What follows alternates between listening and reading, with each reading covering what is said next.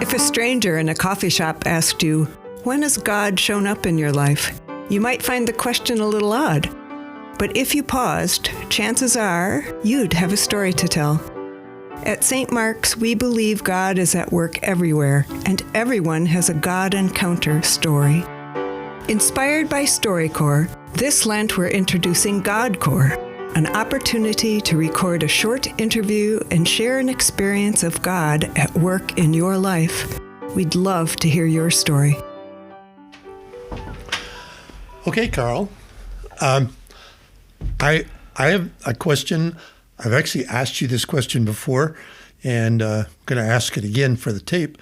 But has there ever been a time in your life when you have sensed or felt God's presence in a very special way for you? Yeah, Bob, thanks for the good question. There have been a number of times, but the first one was, to me, the most revelatory, the most significant in my life. And that was when I'm not sure of my age, somewhere around 12 to 13, approximately. I was born and raised in Pasadena, California, and grew up there. And this took place actually in Death Valley, what is now National Park. It was then Death Valley National Monument. Would you like me to tell you about it? Well, I kind of know where Death Valley is. Tell us. It's in Southern California? Yes, it is. Okay. It is on the road toward Las Vegas. Okay. Toward the eastern part of California, but it's still in Southern California. Excuse me. Right below Mount Whitney. Okay. And describe the environment. What's there to see? It's desert. There are rolling sand dunes. It has the lowest point in the continental United States. I think it's 265 or some feet below sea level there. And there's very little rainfall. It's very arid. It's desert.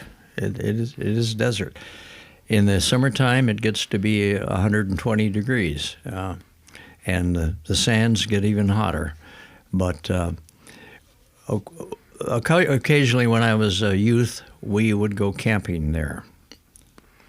So that was the attraction, to kind of a family vacation? Family vacation, and to explore the sand dunes, to explore the National Monument, just to see. It was so different from living on the coast, whereas we lived in Pasadena, about 30 miles from the ocean, and this was unlike anything that I know of in the continental United States. Pure desert, Saharan arid desert. Now, this occasion that you're going to talk about, was that the first time you ever went there, or had you gone there before often as a family? Honestly, Bob, I do not remember.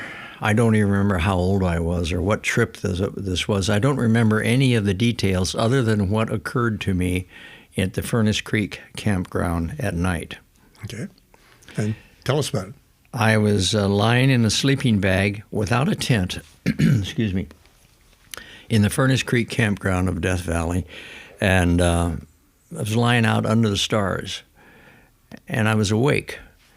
And Death Valley, being a valley, has mountains on both sides of it. And I heard a coyote start to yipping off to one side and on one side of the valley. And then pretty soon another coyote started on the other side of the valley, yipping. And then a whole chorus of coyotes started singing to one another. It was beautiful. I cannot describe it. It was something that I had never heard before. A whole pack of coyotes on both sides of the valley, howling with their little high-pitched howl. And I was lying there and looking up, lying on my back, looking up at the stars. It was a cloudless night. And I've never seen the sky so clear and so full of stars. In fact, this morning I was reading Dr. Steve Mosier's Lenten devotional, in which he mentioned the early Jews thought the stars were angels, or attributed them to being angels. I didn't think that. I just thought the universe is much bigger than I imagined. I had never, at my age, I'd never much imagined the universe. But I was looking out at millions of stars and listening to this Coyote concert, and I felt the presence of God, the Holy Spirit, and Jesus Christ all in one, right there in Death Valley National Monument, and it was life-changing for me. What had been merely book knowledge up to that point became very, very real to me, and it was a very significant moment in my life. Did you tell anybody about it? No. Not that I recall. No, I'm pretty sure I didn't. I'm pretty sure at that age I wouldn't know how to describe it. I'm not sure now I'm describing it properly, but because I was so awed. That was a sense of awe, but it wasn't so much wonder as revealing to me the magnitude of God and his universe. And the universe suddenly became totally different to me and has been ever since. It's no longer just stars in the sky. How long did this experience last? The whole night? No, I eventually fell asleep, and it's a good question. I don't know. I don't remember how long I stayed awake, but it was a lot longer than usual because I was in total awe and wonder, and a feeling of love, too. There was a feeling of love that the total combination was almost indescribable, but it was definitely God revealing himself to me in a way that was so unique. A concert, a beautiful operatic concert by a pack of coyotes, along with the firmament of millions of stars in a clear sky lying there on the desert floor. I don't know how long that lasted. I've gone camping. It hasn't ended yet. I've gone camping, and but I don't like to camp all by myself. I like to have somebody else there with me. I don't know if it's some natural fear or anything like that. But what kind of feelings did you sense other than awe or God's presence? And you said it was not necessarily exciting, but it was peaceful. You weren't afraid. Well, I was not afraid at all. No, I was overwhelmed with love, with a feeling of love, but also awe, because this was much greater than anything I had ever imagined. I grew up in an Episcopal church in Pasadena, All Saints Episcopal, and I had never experienced anything like this, nor have I since anything quite like it. I've heard coyotes, I've seen stars, I've been to planetariums and I've seen the stars up close, but this was an eye-opening experience for me. How long did it last? It's still lasting. Whenever I think of it, I remember it with a sense of awe and wonder and thankfulness. Thankful to God for revealing himself to me in such a very, very special way. And ever since that experience, I have a deep love of nature. And I feel closest to God when I am in nature, walking beside a river, walking in a forest, just being out in a forest preserve or on a mountain. I love being on mountains. Or back in Death Valley. Although I've never re-experienced the same experience that I did in Death Valley. But you have gone back? Yeah, I have, yes, a number of times. I didn't try to recreate this once-in-a-lifetime experience. That was God's job. He did that to me and for me. How often do you reflect on this experience? I can't answer that specifically. Not often, probably not often enough, but occasionally.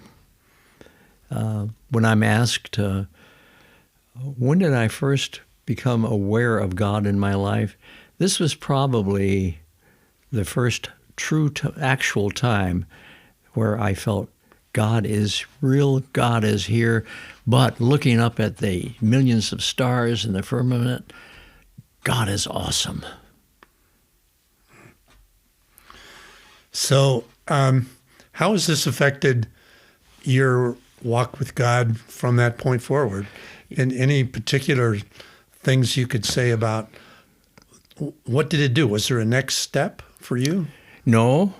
The next step was to try to process what happened at a very young age. But what it did for me was show me that I can find God in nature, and I can appreciate God and all that he is and all that he does and all that he has done in a natural setting, especially mountains. I live near the Sierra, and I love to go up in the Sierra Nevada mountains, and I love to go to the beach. I love forests and woods, most of all mountains, rivers, nature. That's where I sound like St. Ignatius because he had some nature experiences too and wrote about them much more eloquently than I could. So it was life-changing, and I detect that you're continuing to enjoy this experience, process it, enjoy it. I do, especially when I'm outdoors. Okay. When I'm outside on a forest path or beside a river or on the side of a mountain or even on top of a mountain. Okay. Thank you, Bob. Yeah, thank you, Carl. This is, I can only imagine what you saw. Thank you for listening to this episode of St. Mark's Episcopal Church, GodCore. If you would like to record one of these episodes and tell your story about how you've experienced God, please use the link in the notes to schedule your time. We look forward to hearing your story, and we hope that you continue to tune in to hear ours. Thank you, and God bless you.